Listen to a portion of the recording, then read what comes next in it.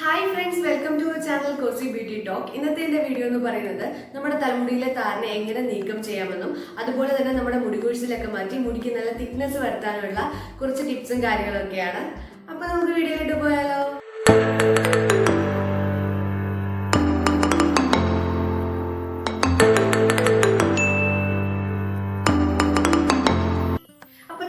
നീക്കം ചെയ്യാനുള്ള എൻ്റെ ഫസ്റ്റ് റെമഡി എന്ന് പറയുന്നത് ആര്യവേപ്പിലയാണ്.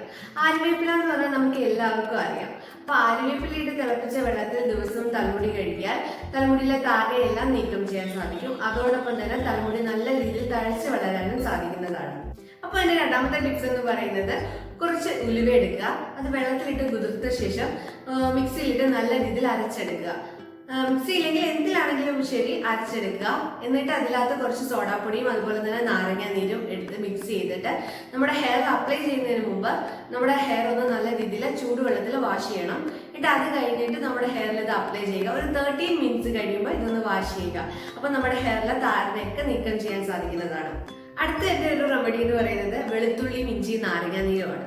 അപ്പൊ കുറച്ച് വെളുത്തുള്ളി അതുപോലെ തന്നെ ഇഞ്ചിയും എടുത്തിട്ട് നല്ല രീതിയിൽ ഒന്ന് അരച്ചെടുക്കുക.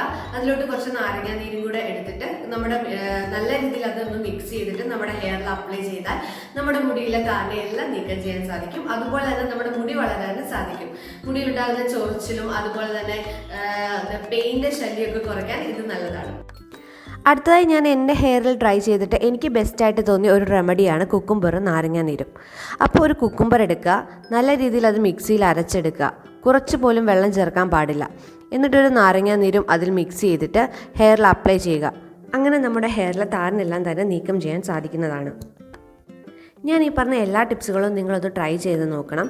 എന്നാൽ മാത്രമേ എന്ത് അപ്ലൈ ചെയ്താലാണ് നിങ്ങളുടെ ഹെയറിലെ താരനെ നീക്കം ചെയ്യാൻ സാധിക്കുമെന്ന് നിങ്ങൾക്ക് മനസ്സിലാകൂ. ഞാൻ ഈ പറഞ്ഞ ടിപ്സുകളെല്ലാം തന്നെ നിങ്ങൾ ഒരു പ്രാവശ്യം മാത്രം യൂസ് ചെയ്തതുകൊണ്ട് ഒരു മാറ്റവും സംഭവിക്കാൻ പോകുന്നില്ല. അപ്പോൾ ഒരു മാസത്തിലൊരു 8 പ്രാവശ്യമെങ്കിലും നിങ്ങൾ യൂസ് ചെയ്താൽ നിങ്ങൾക്ക് നല്ല രീതിയിലുള്ളൊരു ബെറ്റർ റിസൾട്ട് കിട്ടുന്നതാണ്.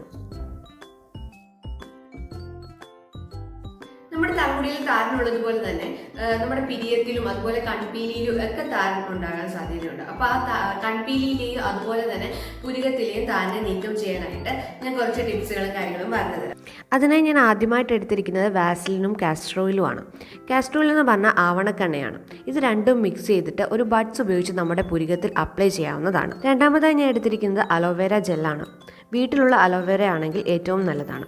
അതും ഒരു ബഡ്സും ഉപയോഗിച്ചിട്ട് ഹെയറിൽ അപ്ലൈ ചെയ്യുക. നമ്മുടെ പുരികത്തിലും അതുപോലെ കൺപീലിയിലും അപ്ലൈ ചെയ്യുന്നത് നമ്മുടെ താരനെ നീക്കം ചെയ്യാൻ സാധിക്കുന്നതാണ്. അടുത്തതായി ഒലിവ് ഓയിലും കുറച്ച് ചൂടുവെള്ളവുമാണ് വേണ്ടത്. ഒരു 3 ഡ്രോപ്സോളം ഒലിവ് ഓയിൽ ചൂടുവെള്ളത്തിൽ നമുക്ക് ഒഴിക്കണം. നല്ല പോലെ ഒന്ന് മിക്സ് ചെയ്തിട്ട് അത് നമ്മുടെ പിരിയത്തിൽ അപ്ലൈ ചെയ്യാവുന്നതാണ്. അപ്പോൾ അടുത്തതായിട്ട് നമുക്ക് മുടി കൊഴിച്ചിൽ മാറ്റാനായിട്ട് കുറച്ച് ടിപ്സുകളൊക്കെ പറയാം. മുടി കൊഴിച്ചിൽ മാറ്റാനായിട്ട് ഒന്നാമതായിട്ട് നമ്മുടെ തലേ ദിവസത്തെ കഞ്ഞിവെള്ളത്തിൽ നമ്മുടെ ഹെയർ വാഷ് ചെയ്യുന്നത് ഏറ്റവും നല്ലതാണ്. അതുപോലെ തന്നെ കഞ്ഞിവെള്ളത്തിൽ കുറച്ച് ഇരട്ടി മധുരവും കൂടെ ചേർത്ത് കഴിഞ്ഞിട്ട് നമ്മുടെ ഹെയർ വാഷ് ചെയ്യുന്നത് തലമുടിയിലെ താരനെ നീക്കം ചെയ്യാനും സാധിക്കുന്നതാണ്. അതുപോലെ മുടിയിലുണ്ടാകുന്ന ചൊറിച്ചിലുകളും അതെല്ലാം മാറ്റി മുടി പൊട്ടിപ്പോകാതിരിക്കാനും ഇടയ്ക്ക് വെച്ചിട്ട് പൊട്ടിപ്പോകത്തില്ലേ, അത് പൊട്ടിപ്പോകാതിരിക്കാനും അതുപോലെ മുടി വളരാനും സാധിക്കുന്നതാണ്. മുടി കൊഴിയാതിരിക്കാനുള്ള എൻ്റെ അടുത്തൊരു ടിപ്പ് എന്ന് പറയുന്നത് കറ്റാർ വാഴയും വിറ്റാമിൻ ഇ ടാബ്ലറ്റും ആണ്. വിറ്റാമിൻ ഇ ടാബ്ലറ്റ് മാത്രമായിട്ട് നമ്മുടെ ഹെയറിൽ അപ്ലൈ ചെയ്യുന്നത് നമ്മുടെ മുടിക്ക് നല്ലതല്ല. അപ്പോൾ ഇത് രണ്ടും കൂടെ മിക്സ് ചെയ്തിട്ട് നമ്മുടെ ഹെയറിൽ നല്ല രീതിയിലൊന്ന് മസാജ് ചെയ്യണം. ഒരു 15 മിനിറ്റ്സോളം മസാജ് ചെയ്തിട്ട് നമുക്ക് ഹെയർ വാഷ് ചെയ്യാവുന്നതാണ്. അതുപോലെ ഞാൻ ഈ പറയുന്ന ടിപ്സുകളെല്ലാം തന്നെ നമ്മുടെ പ്രഗ്നൻസി ടൈമിൽ പോലും യൂസ് ചെയ്യാൻ പറ്റുന്നതാണ്. അപ്പോൾ നമ്മുടെ പ്രഗ്നൻസി ടൈമിൽ മുടി കൊഴിച്ചിലൊക്കെ പരമാവധി കുറയ്ക്കാനും സാധിക്കുന്നതാണ്. അടുത്തൊരു ടിപ്പ് എന്ന് പറയുന്നത് സവോളയാണ്. സവോള എന്ന് പറയുന്നത് നമ്മുടെ ഹെയറിന് നല്ലതാണ്. അതുപോലെ ഉള്ളിയാണെങ്കിലും ചെറിയ ഉള്ളി അത് നല്ല രീതിയിൽ മിക്സിയിലിട്ട് അടിച്ചെടുത്തിട്ട് കറ്റാർവാഴ ജെല്ലും കൂടെ മിക്സ് ചെയ്തിട്ട് നമ്മുടെ ഹെയറിൽ അപ്ലൈ ചെയ്യുകയാണെങ്കിൽ നല്ലപോലെ ഹെയർ ഗ്രോത്ത് ഉണ്ടാകുന്നതാണ്.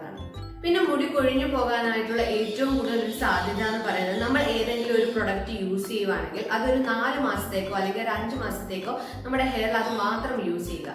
അല്ലാതെ ഇപ്പോൾ ഒരു മാസത്തേക്ക് ഞാനിപ്പോൾ ഏതെങ്കിലും ഒരു പ്രൊഡക്റ്റ് യൂസ് ചെയ്തിട്ട് പിന്നെ പിറ്റേ മാസം അത് മാറ്റി വേറെ ഏതെങ്കിലും യൂസ് ചെയ്യുവാണെങ്കിൽ നമ്മുടെ മുടിക്ക് അത് പറ്റത്തില്ല.